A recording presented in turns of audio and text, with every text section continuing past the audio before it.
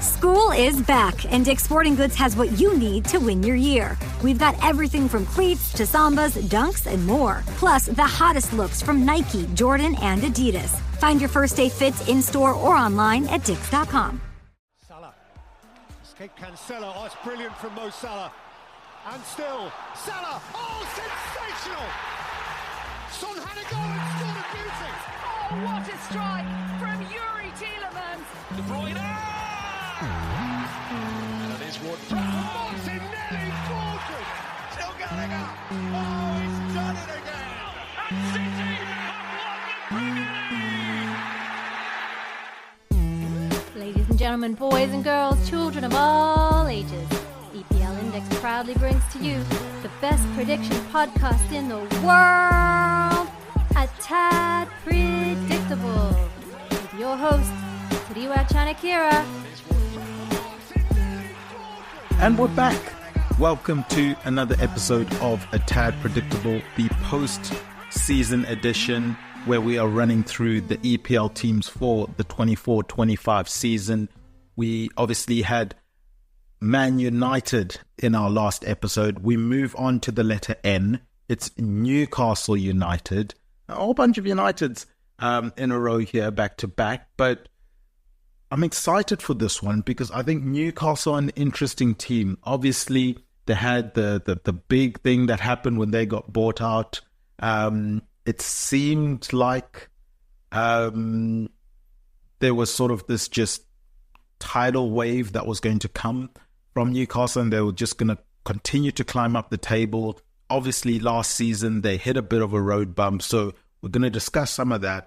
We're also going to go and look at their approach in the transfer window. And then after last season, do they have to change their goals? Do they have to change their timeline? What shape are Newcastle in from a long-term build perspective? But we'll get to all of that in a little bit. Before we do that, I do want to first discuss what happened to Newcastle last season.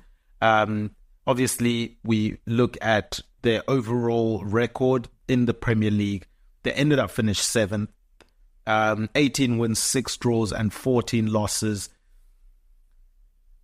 Okay, not the greatest considering, the trajectory they were one on and what two were hoping to maintain. I mean, the season before that, they did really, really well. So you can only imagine from their perspective, I guess, the disappointment in how this season ended up going. I'm sure they would have been anticipating having a stronger campaign in the Premier League, but alas, that's the nature of the beast. Obviously, the season before that, they ended up finishing 4th in the Premier League. They ended up runners-up in the Carabao Cup, so that was a big season for them. Obviously, went out in the 3rd round, which was the first point of entry for them in the FA Cup. But in terms of the 22-23 season, you look at how that ended, finishing 4th, getting Champions League football, getting to a cup final, obviously, unfortunately for them, losing that cup final. And then I'm sure they would have wanted a better performance than the 2-0 loss to Man United at Wembley. But that would have been maybe a platform that they would have wanted to use to go into this previous season, the 23-24 season, and look to propel themselves and solidify themselves as one of those now big teams in the Premier League. As I mentioned with their record earlier, it wasn't to be. They end up finishing 7th in the Premier League. FA Cup, losing in the quarterfinal, obviously that means they got a bit further up, opposed to that first round exit that they had last time. Well, not first round, 3rd round exit, but first match that they had, because obviously Premier League teams enter in the 3rd round. But in that one, obviously you have the derby against Sunderland in the 3rd round that they won 3-0. They then had to travel to Fulham. They won that 2-0. They end up drawing 1-1 with Blackburn, and it ends up being Newcastle going through on penalties. I believe it was 4-3 to Newcastle on penalties there, if I'm not mistaken. If I am, I'm sure I'll get corrected in my ear. But quarterfinals is where they were undone. It was Manchester City. Look, losing to Manchester City in any form, whether it's the Premier League or in cup competition, it's yes, you want to go further, but you get it. Like it's a period in the season. It's around March, in that time of the season. You know, a time period where that game is in between the Chelsea game and the West Ham game. So it's slap bang between two games against two London clubs. And considering the position that Newcastle were in, they were trying to drive further up the league table, and then you end up, you know, getting Man City in the draw. It's not great. And then to also factor in, you know, all of their games in the FA Cup this season were away from home, so it was really a tough draw for them from that perspective. But yeah, obviously, unfortunately for them, it didn't pan out. The Carabao Cup, they end up losing to Chelsea on penalties. So again, penalties this time around don't go well for them. They went well for them against Blackburn in the FA Cup, but in the Carabao Cup, they end up losing in the quarterfinals to Chelsea 4-2 in that penalty shootout. They had beaten Newcastle. They had beaten Manchester City, in the third round back in September. So I guess Man City ended up getting their revenge in the quarterfinal of the FA Cup, you could probably say. They obviously knocked out Man United in the fourth round of an emphatic 3-0 win there at Old Trafford. So they were going well. They had taken out the two Manchester clubs. They then had a big game, you know, I mean, Man City, Man United, Chelsea in the FA Cup is no easy draw. A derby against Sunderland. Yes, I know Sunderland aren't in the Premier League anymore, but it's still a very fierce Tyne-Wear derby there, or I guess Wear Tyne derby based on where the game was played. Then they play a Premier League team away from home in Fulham. Then they play, obviously, Blackburn away from home, and then Man City. So I would say in the Cups, they had some tough draws, and in terms of fixtures that they were drawn in. So, yeah, I think it's fair enough that they ended up in the situation that they did. But, of course, the big cup for them, the Champions League, a long, long time since we've seen Newcastle donning that music at St. James's Park. They end up fourth in their group. Obviously, Borussia Dortmund went and won that. PSG was in that group as well as Milan. So it was almost like a group of death, that group. One win for them throughout the group. It was that 1-0 win at home to Paris Saint-Germain. A 4-1 win there, which I'm sure is something that might live in the memory of Newcastle fans for quite a while yet. And obviously, because they're not in the Champions League this year, probably a little longer than maybe they would have hoped for. They would have been hoping to get new memories this coming season. But yeah, just the one win. They had two draws as well. A draw later on in, I think it was the fifth round, or the fifth fixture in the group against Paris Saint-Germain. So they did well against PSG. A 4-1 win and then a 1-1 draw when they went to Paris. Their first game was a 0-0 draw against AC Milan. Obviously a game that I think either side could have won that, to be honest. But then the other games, a 1-0 loss to Borussia Dortmund, a 2-0 loss to Borussia Dortmund, and then the last game was a 2-1 loss to AC Milan, and that was at Newcastle. Now, the interesting thing with that group was, because it was so tight, especially from second to fourth, all of those games were so on the edge. Everything was on a nice edge, because one swing in terms of results in any of those games meant that teams were now, you know, moving into either advancing to the knockout stages of the Champions League or being transferred to the Europa League. And there was a lot of intrigue and tension there. So it was interesting to see that group. It certainly lived up to expectations, in my opinion, as a group of death, and sort of how intense those games felt. Now, the thing for me is, look, they end up finishing fourth in the group. But I always say, and I think this is true for Newcastle and what they were trying to do, and I'll dive deeper into what they were trying to do in a little bit, but your first season in the Champions League is going to be ridiculously difficult, especially if you have a lot of players that are not used to playing Champions League football. Because what's going to happen is their heads are going to get turned, whether it's the game before, the weekend before a Champions League fixture. Their heads are going to be turned because, one, they want to make the team for the Champions League team, and they don't want to get injured before the Champions League game. Focus is drawn to that Champions League game. You can also feel it, especially at home games before a Champions League game, for these teams that are coming into the Champions League for the first time in a good while. The fans are not as up for it for the league game because they know they got to be ready for the Champions League game. And obviously, in a utopia, in a perfect world, the fans are loud for every game. Okay, I get that. But that's just not the reality. That's just not the situation, because the buzz and the talk is all about, who are we facing in the Champions League in midweek? And especially when you have a group of death like that, you've got a Dortmund, you've got a PSG, you've got a Milan. I mean, Milan are European royalty. Obviously, Paris Saint-Germain trying to establish themselves as a European giant, obviously with the financial backing they have. And then Dortmund are just a sweetheart club. You want to be playing a team like that, always competitive, always willing to challenge you and put up a fight. And obviously, going to the Signal Iduna Park is something special. But, I mean, these are really exciting games to be talking about, to be in and amongst, to be participating in. So I thought it was going to always be a very, very tough Champions League campaign for Newcastle. For me, my personal expectations for them was, as long as they keep things respectable, as long as they stay in games, as long as, they don't get blown out in games. And in fact, the only blowout game was the one that they did win, where they end up winning 4-1. So credit to them on that perspective. I thought they gave a good account of themselves. I thought they were unlucky to end up as, the team that was last in their group. And I think it could have really swung in many different ways for Newcastle if they had gotten the rub of the green, the bounce of the ball at times during that campaign. So yeah, I think the Champions League, it should have been treated as a free punt, allow the fans to enjoy this moment. Obviously, the players are going to enjoy it as well.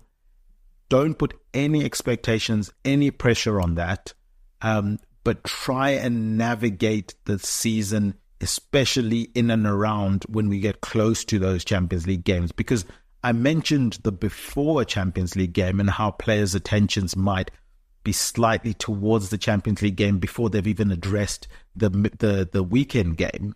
The problem also comes in at the back end, because after a Champions League game, you get that huge energy dump, especially if you end up losing one of those games. And obviously, Newcastle lost 3 of those games, and 2 of them were draws, and then obviously they get the win. So you get on, before the fixture, you have the players maybe not fully invested in the league game. And then after the Champions League game, you get the players kind of, I guess in Newcastle case, half the time disappointed, coming down from a really big high of being able to have played in the Champions League game. And I mean, if you look at, their fixtures in and around the Premier League, at the times when they were playing Champions League games, obviously, the first game didn't really affect them in that they had the 1-0 win against Brentford and then the 8-0 win against Sheffield United. I think the fixture list was very kind to them from that perspective. Then you look at the 4th of October, which is when they had the next Champions League game, and you see the draw. That's tough. You have the Champions League game, all right, on the 4th of October against Paris Saint-Germain.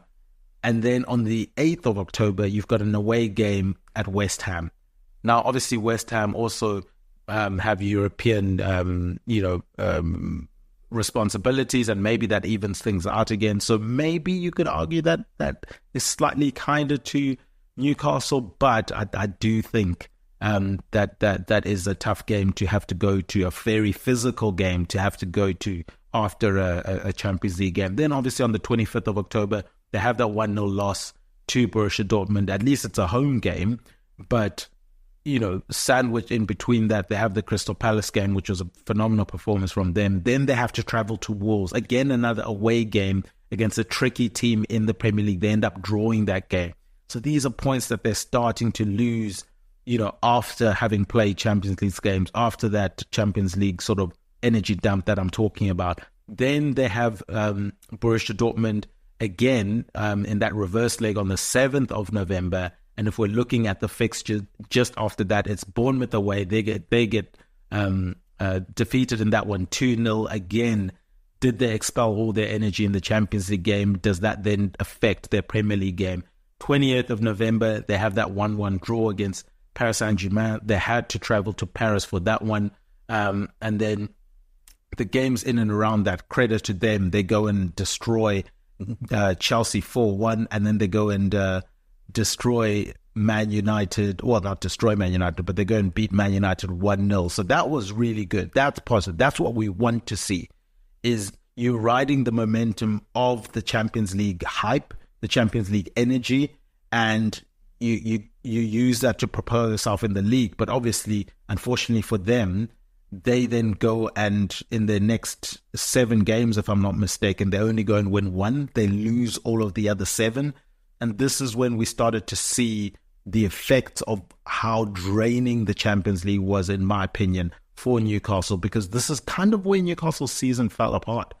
That December period, December to early January, Newcastle's season fell apart. Yes, I know they had the injuries and stuff like that, but a lot of those injuries were as a result, a direct result, in my opinion, of the lack of squad management, lack of load management that Eddie Howe used during those group stages of the Champions League.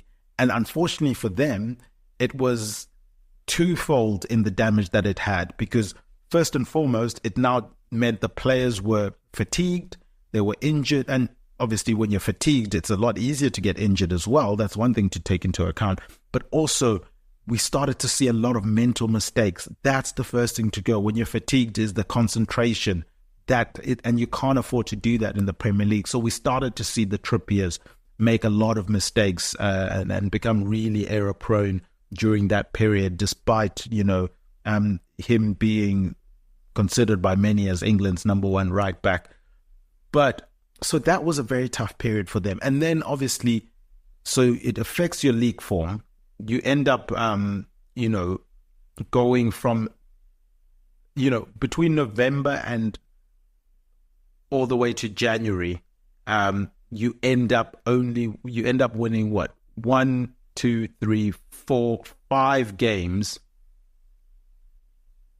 6, 7, 8, 9, 10, 11, 12. 5 of your 12 games in that period. And those games come thick and fast, so it really does knock you and take a lot of your steam out. And I think that is where the season went awry. And as I was saying, it was twofold in that they started getting the injuries. They started being a team that looked ridiculously fatigued. But also, they were out of the Champions League. They were out of European competition altogether. So although that gamble of going strong in the Champions League, and I can understand it, none of the starters want to not play in the Champions League if it's the first time that club is playing in the Champions League. But you got to pick a struggle. And I don't think Eddie Howe was able to manage that successfully, which is why I'm sure they would have hoped to get into Champions League again this season and use the experience from this previous season to help them navigate and squad manage and load manage a bit better. But unfortunately, that didn't happen to them. And I think it was a big part of that had to do with the impact of the decisions during that group stage leading up to this December period. They were not fully prepared. They were not ready for the fatigue drop that they were going to have as a result, in my opinion, as I said, direct result, in my opinion, of what they did in the group stages in the Champions League, the amount of energy that they exerted, the amount of mental strain that they had to exert during that period. And unfortunately for them, it ended up in them not doing too well in the league. So that's the warning for teams that are going to the Champions League for the first time in a long time, is that are you able to manage both the Champions League and the Premier League when your players aren't used to that? Your players don't have that muscle memory of being able to turn it around. Stay concentrated on one game at a time. Focus on the game in front of you. The Champions League game will come when it comes, but we've got business to do now in this game. And then also being able to manage games in that we see it with especially the season, and I can talk about this because it's a team I supported, and it was an obvious shift that happened that season. They won the Premier League title. Liverpool is in games when they were winning by more than one goal, they were able to drop down into third gear and still control games and manage games and rest during those periods in games so that when the next game comes, they aren't as exhausted. But that's not how Newcastle play.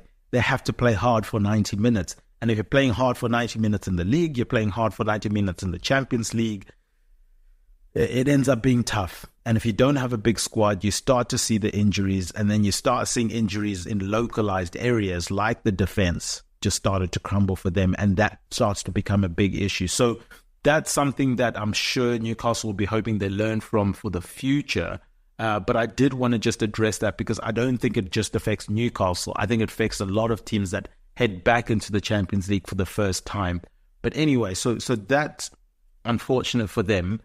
But I think you have to also enjoy the fact that you got there, because in my opinion, based on the plan, the long-term plan for Newcastle, getting Champions League football last year accelerated the timeline a lot quicker than they, one, were expecting, in my opinion, and two, were ready for.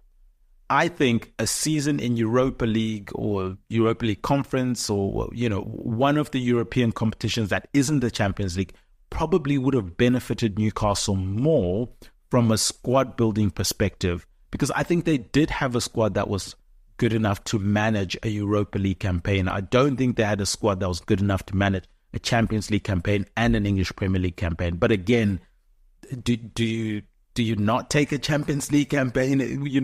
When the opportunity arises, of course you take it. Of course you're excited to go into it, and you're happy to get into the Champions League anytime you can. But I do think that was a blessing. That was a curse in disguise. In that the squad just wasn't ready for that big a jump, in my opinion. And as I said, we saw how it affected them last season. They end up going out in the knockout rounds, and they still don't do well in the league, and it affects their league form drastically, in my opinion. So, again, lessons to be learned, and we'll see if they learn those lessons moving forward, and if and when they get back into Champions League football, will they address that? Will they be able to course correct that and maybe have a better campaign in that way? But yeah, so I wanted to address that, as I said, because of the unique nature that it offers for teams that are, and it counts for getting into, let's say, a Europa League or Europa Conference League when you're not quite as strong a squad, or you weren't quite expecting it. That does also affect teams in the same way. So yeah, I was talking about the timeline. I'll go back to that. In my opinion, I think the timeline for Newcastle was last season, try and get into one of the European competitions. Obviously, you'd bite anyone's hand off to get into the Champions League, but I think ideally for them, they would have wanted to get into like a Europa League or Europa League Conference. In my personally, and again, I'm not a Newcastle fan, if I was them, I would have wanted to get into the Europa Conference League, because then they would have probably been one of the favorites to go and win that. And that, again, gives them a viable cup that they could, another additional viable cup that they could go for. Because you want to win that trophy with these new owners. You want to get that monkey off the back and start to instill a winning mentality within the club, within the culture of the club. So yeah, I think ideally, and as I said, obviously, you ask any fan or most fans of a specific team, of that respective team, they'll always want Champions League over the lesser competitions, even if they don't have a chance of winning the Champions League, or not a strong chance.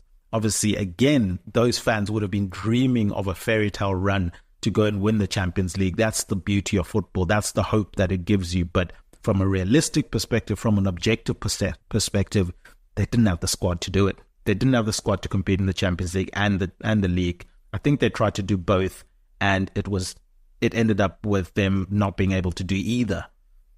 So yeah, that is that. Now let's move on to the next thing that I wanted to discuss with them. So this idea of the moment that the owners came in, it was just going to be climb after climb after climb, climbing up the ladder, going up the rankings in terms of whether you want to start them at almost being relegated to mid-table, to European competition, to Champions League, and then challenging for the title and eventually winning the title.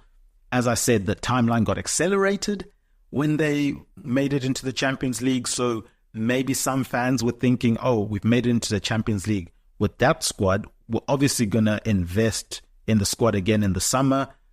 We know the financial power that our owners have, and that means we're going to be challenging for a title, or we're going to be able to retain fourth place again, and then the next season we challenge for the title, the next season we win it, or however many seasons you want to throw in between that. But the idea that there weren't going to be stumbling blocks, they weren't going to be roadblocks, they weren't going to be seasons where they don't make it into the Champions League, and it's not linear.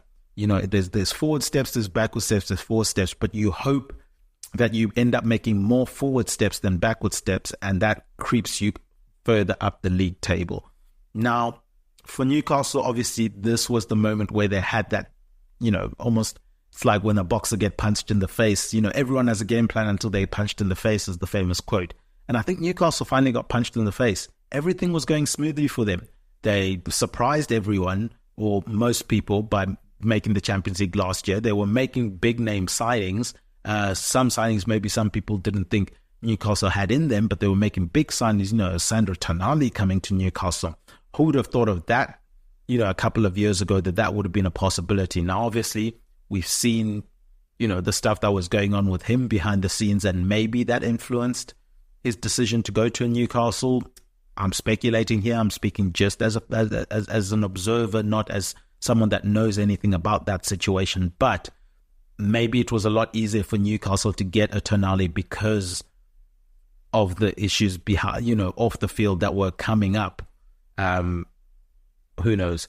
But I do think it was interesting that they tried to be aggressive in that window. They tried to go and address a lot of the issues that they had to try and bulk up their squad again because of the accelerated timeline, to try and meet the demands of challenging in both situations. But having done that, I do think the goal for Newcastle should be, for the next couple of years, just establish yourself as a Champions League team. And the problem for Newcastle with that is teams that are trying to do that. So in my opinion, obviously, Man City are clear of everyone. There's no reason to doubt they're not going to be clear of everyone, because they set the standard. Teams have tried to come in and meet the standard, and only Liverpool have done it once in recent history in terms of going above City in that standard that they set. So you got Man City, they're the benchmark. Then you've got, in my opinion, the second best club on the pitch, Arsenal. I think they're in the best position to challenge a Man City. And then closely behind them, arguably next to them, it depends how quickly Arne Slot is able to implement his ideas at Liverpool. And obviously we don't always take everything seriously in preseason, but we know Liverpool beat Arsenal in the preseason game recently. But again, we've seen teams beat teams in preseason and do absolutely nothing during a league campaign. But I do think Liverpool are close to Arsenal, maybe with a couple of signings can be next to Arsenal as the two most likely to challenge Man City or try and challenge Man City. Then I think there's a bit of a gap. Then you've got a whole bunch of clubs that I think on any given Sunday, you could argue that they're the team that's going to get that coveted fourth spot, which could potentially become a fifth spot if the English teams can get the coefficients right. But you look at, the Premier League, you look at the likes of a Manchester United, a Newcastle, a Tottenham, a Chelsea, an Aston Villa, who are now in that conversation. And you're wondering, who are the teams that could be competing for that position? I think, as I said, any of those teams could be competing for that position. And I hope, and I'm pretty sure that I did not leave any team out that could be in contention there. Obviously, I've mentioned the others, but yeah, I think it would be Man City up top, Arsenal and Liverpool fighting for second and third, all things relative. Then the Aston Villas, the Chelseas, the Man Uniteds, the Newcastles, the Tottenhams, trying to see which of them can wrestle into that fourth spot. And because there's so many teams in that cluster, you can finish fourth or you could finish seventh very, very easily. So don't be dejected if you're Newcastle. Don't panic if you're Newcastle if you end up finishing seventh, because I do think that in any given season, it's possible that you can finish in those positions. Unfortunately, as I said, based on how strong that group is of teams that are trying to get into that position, you could end up finishing eighth, as Man United found out last season. So the thing for Newcastle is, do not panic. The plan is still to become an established Premier League, Champions League team, and then eventually going to challenge for a title. I think they're still a long, long way away from challenging from a league title. They've still got a lot of squad development and squad building to do. There's still question marks whether Eddie Howe can be the manager to do that. I don't know. I don't think anyone can definitively say he is or he isn't at this point in time. I think he'll be given the opportunity to try and prove that he is, by all accounts. I think there's always a lot more commotion regarding Eddie Howe's job security from the outside looking in rather than from a Newcastle perspective. I find Newcastle as a club are quite comfortable with him and positive that he is the man that is going to lead their club. It's the outside people, the media, the fans of other teams that are always quick to try and get rid of him from a Newcastle perspective, and Newcastle should sack him and bring this person and that person. I think Newcastle are quite happy with Eddie Howe. If I'm wrong, do let me know. I'll definitely be open to hearing why you think I'm wrong there. But I'm pretty confident that that is the sentiment for Newcastle and Newcastle fans regarding Eddie Howe. Now, as I said, the plan is to not panic. Continue to look to build that squad depth up slowly but surely. And part of that is in these moments when you do face this disappointment where you end up finishing seventh, when obviously the target is fourth. But as I said, a lot of teams are targeting that fourth spot. Not everyone's going to get there. Only one of those teams that I've mentioned is going to get there, along with a Liverpool and Arsenal and Man City, as things are in the league at the moment. So the important thing is, in those seasons where you do end up finishing seventh or eighth, keep your star players. Be able to hold on to your star players. And we've seen so far, at time of recording, Newcastle have been able to do that. They've buffered, offers from Liverpool for an Anthony Gordon, and we'll see whether or not that move ends up happening later down the road.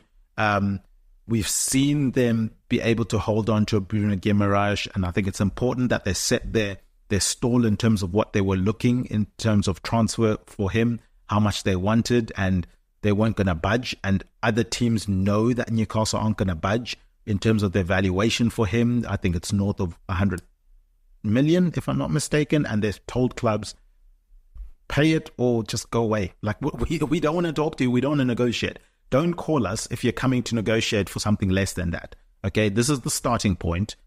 If you want to come and talk from this starting point moving forward, we're happy to talk. Otherwise, don't bother us. You're wasting everybody's time. I think that's important for a Newcastle with what they're trying to do. I think it's important for them to hold on to Isak. Obviously, there are a lot of clubs, especially Premier League clubs, with a lot of money. I'm looking at an Arsenal, I'm looking at a Chelsea.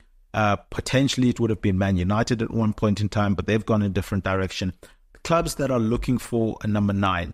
And then there's that always the merry-go-round.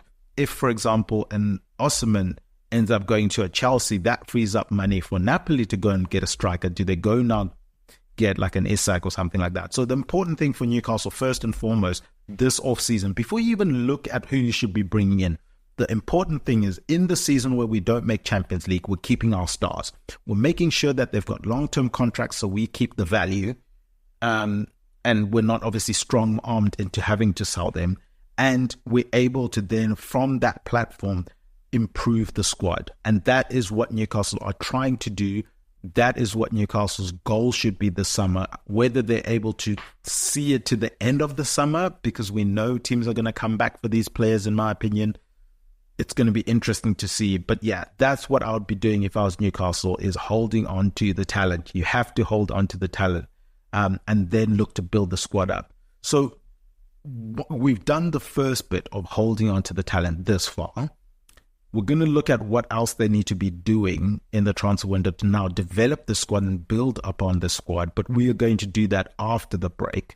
I must remind you guys that this podcast is presented by EPLindex.com in association with our presenting sponsors, Liberty Shield. Liberty Shield is a VPN provider, and you can check out their services at libertyshield.com. Use the coupon code EPL25 and you'll get 25% off of your router or the software VPN download straight onto your devices, and it can be used on multiple devices, which is very, very cool. We thank them for sponsoring this show. But we're going to speak Newcastle, what they need to do in this summer to continue to progress the squad and build the squad up. But we're going to do that after this short break. All right, we are back from the break. We're talking Newcastle. We've spoken about what Newcastle needed to do first and foremost in this window in terms of holding on to the talent. Now we're going to look at, okay, what do we need to do to bolster the squad, improve the squad so that Newcastle are continuing to strengthen in the Premier League. And maybe this is something I was meant to mention during the Liverpool podcast, because at time of recording, obviously Liverpool still haven't made any signings, but I'm pretty sure they're going to make some signings before the window closes, probably a lot sooner than that, if what I'm hearing is correct. But the thing with them is, I mean, the thing with the example of Liverpool not having made any signings is what I was going to say on that podcast, which I didn't say, which I think is applicable to a Newcastle, is when you're not improving, you're going backwards. There's no such thing as standing still in the Premier League, because teams in and around you are always improving. Like if all things were equal and everyone had the approach of no one is going to make any signings, let's say there's a league-wide transfer ban, then I can say you can stand still. But considering that teams are always looking to be active in the transfer window, and we especially know the financial power that the Premier League has, you're either moving forward or you're going backwards. There's no standing still. Now, I know there's that gray area of, some of our players are getting older, so there's that natural progression in terms of them developing as players. There's youth players coming up. There is better understanding of what the coach wants from you, or bringing in a new coach with new ideas. I understand that, but I believe to a large extent, you're either moving forward or you're going backwards. And a lot of that movement of either you're moving forwards or backwards has to do with what you do in the transfer window, just because of how aggressive and powerful the Premier League is in the transfer window. I think it's a tall ask. I think it's an unfair ask personally to require managers to improve a squad solely on the training ground without any additions to the squad. I think, considering how active the Premier League is when it comes to transfers, that is a very, very, very difficult thing to ask a manager to do. Some managers might be able to do it, but again, I think it's unfair. I really, really do think it's unfair. So in terms of what Newcastle have done so far, obviously they've made the Lewis Hall loan into a permanent move. They obviously paid the 30 million to Chelsea with regards to him. I think that's a smart signing for Newcastle. He was obviously at Newcastle before he turned 19, which I think is important. Obviously the loan and then now the permanent move. They had issues at goalkeeper. We know they had issues at goalkeeper. They had the injury to Pope. We know the goalkeepers behind Pope weren't really that good. So Dubravka was there. You had Loris Karius there.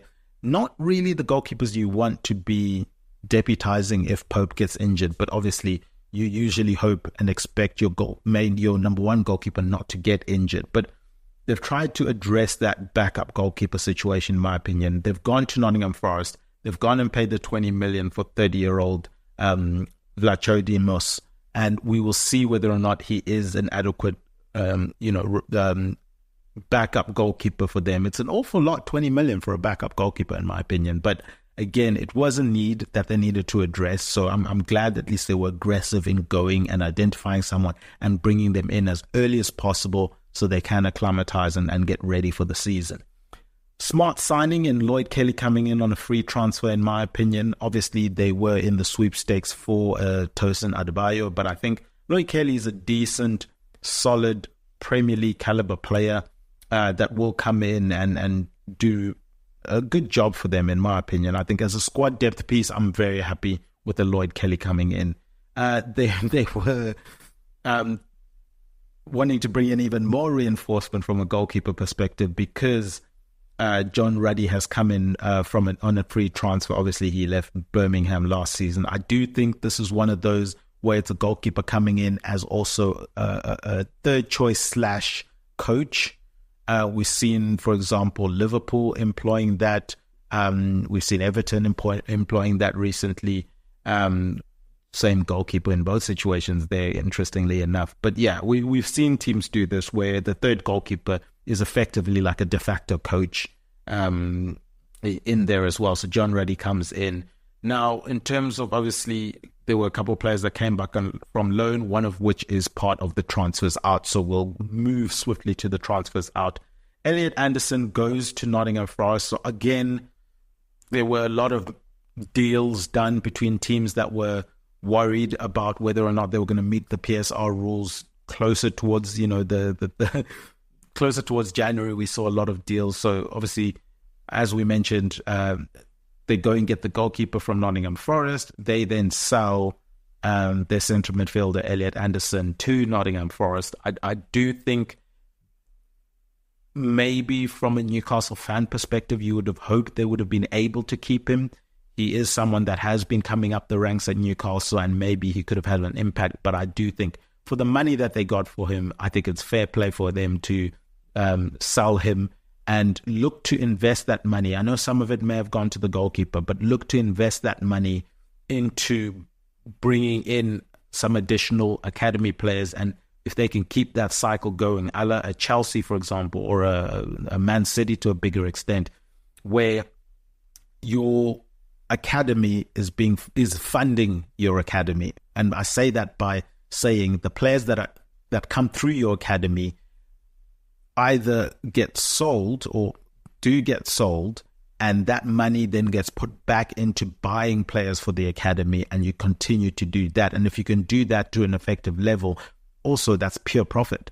So it really does help the club out as well, and it helps to have a healthy financial balance from that perspective when you look at your academy. So I think it's a decent deal for them. I understand why they did it, but from a personal perspective, I would have liked to see if he could have made a name for himself at Newcastle. They obviously then also lose, which I think is a big loss for them, Yankuba Mente. He goes to Brighton, and you're always worried when Brighton are interested in your players, especially young players, because you're thinking, hang on, we know Brighton don't miss when it comes to young players, so why do they want this player? And we've seen Yankuba go and score there early on in pre-season for them as well. So he looks like a player that might flourish at Brighton. So yeah, I think Newcastle would be disappointed to have lost him. Obviously, he had that loan spell at Feyenoord, and I'm sure, as I mentioned, I'm sure Newcastle would have tried everything to keep a hold of him. And maybe if an Anthony Gordon move does materialize, then the 10-goal, 6-assist Yankuba doesn't end up leaving, because that's what he did when he was at Eredivisie with Feyenoord. He obviously played 27 games there and looked really decent and looks like a decent prospect. So yeah, I think it's one that they unfortunately had to sell, but wouldn't have wanted to sell if the financial situation didn't require them to have to do that. So far, in terms of movement, those are the big ones where they've gotten money to come in. They've obviously then released Matt Ritchie, they've released Loris Karius, they've released Paul Dummett, Jeff Hendrick's also gone. I think those players are probably from the yesteryear era of Newcastle, and them ushering in this new era.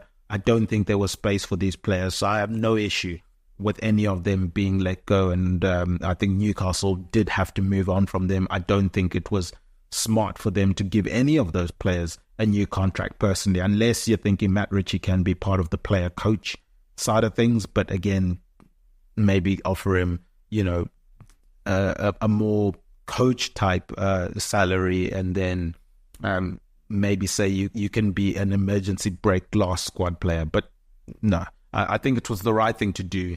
Usher those players out, start to build that new culture at Newcastle, because these are also big names. Matt Ritchie is a big name in the dressing room from an experience level, from a cultural level, from a being around the manager, not just at this club level.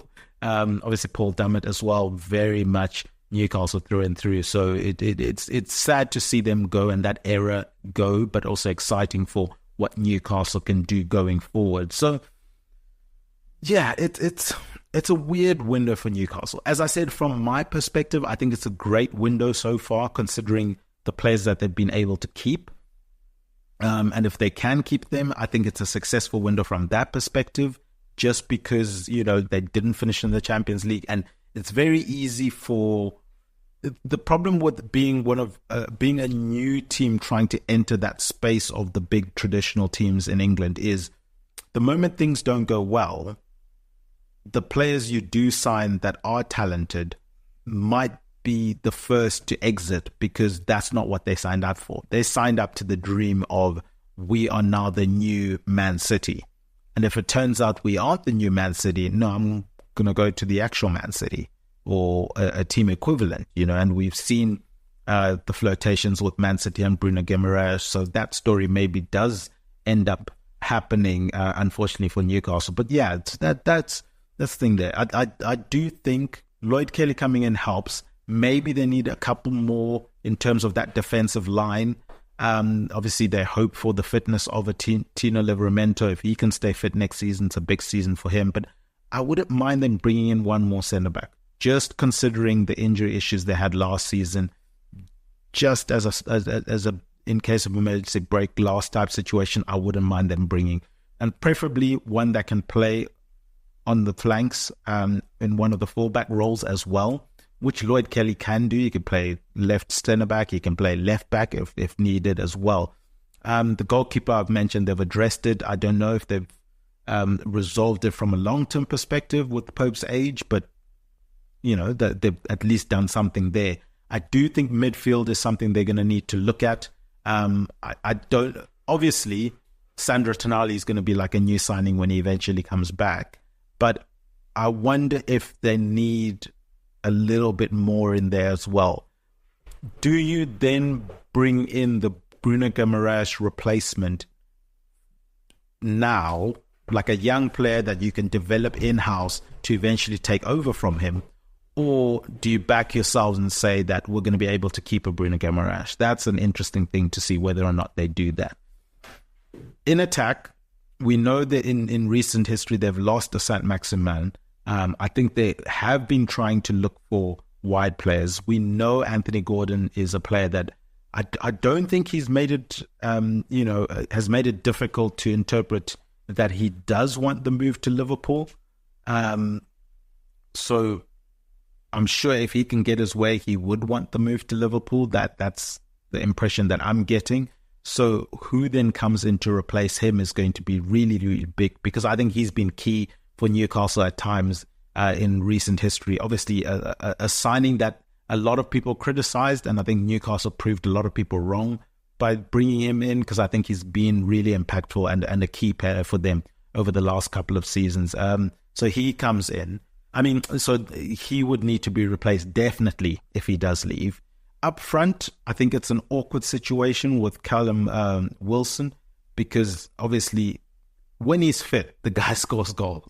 So how do you usher that type of player out? Do you just let his contract run out? That's probably a situation that you end up having to do. Isak, obviously, as I mentioned, they would hope to keep him. And by all accounts, again, similar to the Bruno Guimaraes situation, I think a team would have to go and match, Newcastle's valuation rather than Newcastle dropping their valuation in order for someone, in order to facilitate a move for him. So I think they do need to start looking at who is going to replace Callum Wilson when he eventually does move on. And by all accounts, it seems like Newcastle would ideally want to do that now and go in with the 3 or even try and sell Callum Wilson if they can. But I think that is something that is going to be key for them heading into the next couple of seasons, is how do they replace Callum Wilson, and when do they replace him? When do they replace him? Obviously, he started training after the 2 months that he's been out, so it's good news for them that he started training. But would they sell him? Who do they replace him with? That's one to keep an eye on. In terms of speculation, look, they've been linked with everyone, really. They've also been recently linked with Yusuf Moukoko from Borussia Dortmund as well. So look, every single name has been linked in terms of whether or not they can bring them in to eventually replace Callum Wilson. But that's probably one to keep an eye on heading forward. In terms of Callum Wilson himself and his situation and where he sees himself going, obviously in terms of from a contract perspective, his contract was extended last season. I think it was back in September last season. It was extended, and he now has a deal until 2025. So with that in mind, is that what I was talking about, where you just let that contract run out? You don't need to sell him this season. You keep him around, and then you say, look, at the end of the season, you get to go on a free transfer, which means you probably end up getting a better financial deal for yourself, because obviously you're not going to have that transfer fee albatross for the club that signs you. So you've probably got a lot more options. You probably can get a better deal. From a Newcastle perspective, you lose out obviously on the transfer fee that you could have gotten for him. But I think the value of keeping him for another season is better than the money that they would have brought in, especially when their owners have the financial muscle that they do have, despite obviously the restrictions that the Premier League puts on teams. So yeah, I think from a squad perspective, those are the kind of areas that I would be looking at for Newcastle, bringing in some reinforcement defensively, despite Lloyd Kelly coming in, looking to bring in one more midfielder that can bear the load of Bruno Guimaraes, and when Sadner Tonali comes in, him as well, preferably a young player that can understudy Bruno Guimaraes and eventually take over from him if he does leave. I think would be a smart way to address it. Another thing, with the Anthony Gordon potential move to Liverpool, there were obviously reports that Joe Gomez was one of the players that was talked about as potentially going the other way. So whether or not that can still be revived, that deal, I think that solves the problem that I've just been speaking about, where they do need another addition in that defensive line. And we've seen Joe Gomez at Liverpool last season play literally across that entire back line. So he would be a perfect signing for Newcastle, in my opinion. He was playing predominantly left back last season when Liverpool had the left back injury crisis. We know he can play at centre back, and obviously he can play at right back as well, which we saw some of that last season as well. So yeah, that would be a great signing for them. And then obviously they'll need to go and replace Anthony Gordon. But I think I'm going to leave it there for Newcastle. I've given you guys a lot to think about. Do let me know if you've got other ideas or you think other areas probably need more attention than the ones that I've really highlighted there. But from my perspective, guys, go and check out all of the content on EPL Index website. There are obviously all the news that you guys can wish for during this transfer period, covering all of the preseason games that are happening. I'm loving the transfer daily, short videos that are going out each day. I think the team are doing a fantastic job there. So that is awesome. Go and check those out. If you don't have time to go and read loads and loads of articles on all the different teams and what everyone's doing, if you just want a nice, good summary of what's going on that day within the transfer window, just go and check out that podcast. If you do that religiously, if you go and listen to those, I believe it's on YouTube as well now. If you just go onto YouTube every day, and just have a look at that short episode. It's not too long. You're going to be on top of things in terms of heading into next season. You're going to know everything that's happening in and around the league. And you don't have to do too much work apart from click on a button and listen. In fact, probably just subscribe and click the bell for notifications. Then you never have to miss a new episode that comes out, which is probably the smartest way to go about it. But thank you so much for listening. Guys, go and check out at A Tad Predictable on Twitter. Go and check out at EPL Index on Twitter. Subscribe to EPL Index on your podcast providers. And give us 5 stars, write positive comments. That stuff really goes a long way, and we do appreciate those of you that have done that so far. I've been Tadiwa Chanakira. You can find me on the Twitter handle at @ATadPredict. Huge thank you to John Empire SA. That's Obi Semenya, as I said, at John Empire SA. And huge thank you to Jody. She's at Spursy141. They do our guest intros. Our producer behind the glass, Mr. Guy Drinkle, he's at Guy Drinkle on Twitter. He is the asterisk champion of Bank It or Burn It from last season. The trophy still needs to get to him. There's been a delay. There's been a hold up in releasing the trophy to Guy because he's an asterisk champion, and there's debate whether or not he deserves that trophy. So we will see whether he does eventually get that giant trophy. But yeah, the asterisk champion, that is Mr. Guy Drinkle as I said, at Guy Drinkle on Twitter. But from Guy, from myself and the team, remember, Chisenga Perry, Chinoshura. And still, Salah, sensational! Son had a go and still a beauty! Oh, what a strike from Yuri Tielemans! De Bruyne! And it is Ward-Prowse. Martinelli, gorgeous! Still going up! Oh, he's done it again!